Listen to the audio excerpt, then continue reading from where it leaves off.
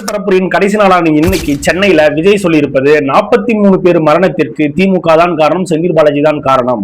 நான் அப்பழுக்கற்றவன், மக்கள் எனக்கு நீதி கொடுக்கணும், எல்லா வழிகளையும் தாண்டி வந்திருக்கிறேன், எல்லாத்தையும் விட்டுட்டு வந்திருக்கிறேன், வழக்கமல திமுக அந்த தாவேக்கா இதுதான் போட்டி அப்படின்லாம் திரும்ப அதே டைலாக். எனக்கு என்னன்னா, இந்த அரசியல் படங்கள் நிறைய படம் வந்திருக்கும். அந்த படத்துல எல்லாம் பாத்தீங்கன்னா எல்லா அயோக்கியத்தனமும் பண்ணுவானுங்க.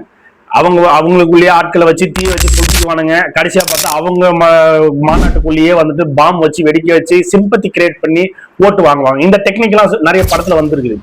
அது போல ஒரு டெக்னிக் தான் திரும்பவும் அந்த கரூர் சம்பவத்துல கொஞ்சம் கூட குற்ற உணர்ச்சியே இல்லாம 12 மணிக்கு வரேன்னு சொல்லிட்டு நைட் 7 மணி வரைக்கும் அங்க மக்களை காக்க வச்சு பாத்ரூம் வசதி இல்லாம தண்ணி குடிக்காம தள்ளு முழல்ல மக்கள் செத்தத இப்பவும் ஓட்டுக்காக அடுத்தவங்க மேல பழிய போட்டுட்டு பேசி ஓட்டு வாங்கிடலாம்னு நினைச்சிட்டு இருக்கிறான் இந்த தற்குறி.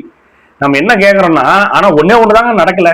என்னன்னா, படத்துல காமிச்ச மாதிரி எல்லாத்தையும் தப்பு பண்ணிட்டான். ஒண்ணு கடைசியா நடக்கிற கூட்டத்துல பாம் வச்சு அதை பெருசு பண்ணி அது மூலயமா மக்கள் சிம்பத்தி கிரியேட் ஆகி நமக்கு ஓட்டு போட்டுருவாங்க. அது மட்டும்தான் இவன் இன்னும் ட்ரை பண்ணல.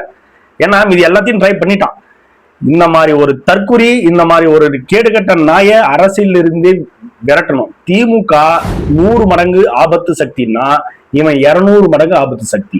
ஏன்னா ஆட்சி அதிகாரத்திற்கு வர்றதுக்கு முன்னாடியே அவங்க கொள்ளையடிச்ச பணத்துல ஓட்டுக்கு காசு கொடுக்குறாங்க.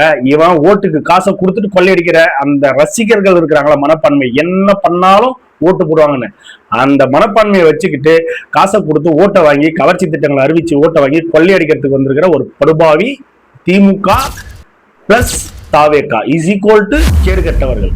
நன்றி.